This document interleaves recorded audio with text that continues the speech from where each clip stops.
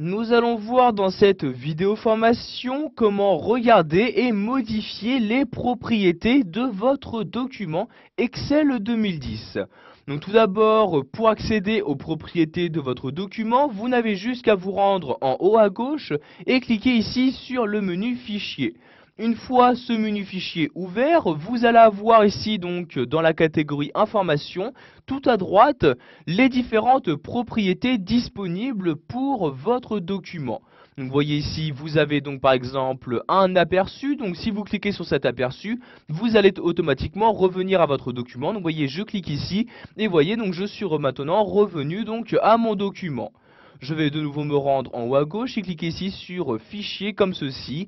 Donc maintenant, nous allons nous intéresser aux différentes propriétés disponibles. Donc par exemple, vous pouvez voir dans les propriétés combien donc de place prend votre document. Donc vous voyez par exemple ici, mon document actuel prend 18 kilooctets. Vous avez également la possibilité d'ajouter un titre à votre document. Donc ceci est très utile si par exemple vous souhaitez par la suite le partager. Donc je clique ici sur ajouter un titre et maintenant j'ajoute le titre que je souhaite. Donc par exemple je vais écrire ici tableau de l'entreprise comme ceci. Donc je saisis donc les caractères à l'aide de mon clavier. J'appuie ensuite sur la touche entrée de mon clavier.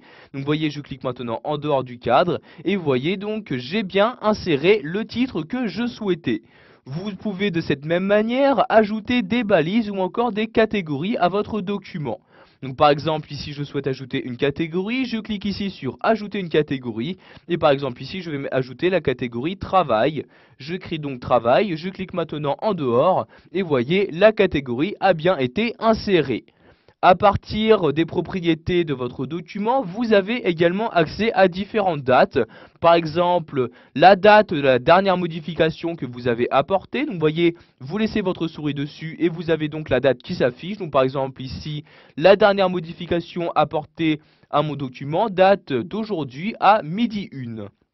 De même, vous avez ici la date de création du document ou encore la date de la dernière fois que vous l'avez imprimé. Vous pouvez voir également dans les propriétés les personnes associées au document, c'est-à-dire les différents auteurs de celui-ci. Donc cette information est très utile si vous souhaitez partager votre document. Donc vous pourrez de cette manière ajouter les différents auteurs que vous souhaitez. Pour afficher toutes les propriétés disponibles, nous allons cliquer ici sur afficher toutes les propriétés et vous avez maintenant vraiment toutes les propriétés disponibles pour votre document. Donc vous voyez par exemple ici dans cette partie là, nous avons par exemple la possibilité d'ajouter différents commentaires donc en dehors de nos cellules. Vous pouvez également ajouter donc différents objets, un répertoire web, etc., etc. Donc pour réafficher donc les propriétés classiques de votre document, vous recliquez ici sur afficher moins de propriétés. Pour revenir à mon document, je vais maintenant recliquer ici sur l'aperçu comme ceci et voyez, les propriétés ont maintenant disparu.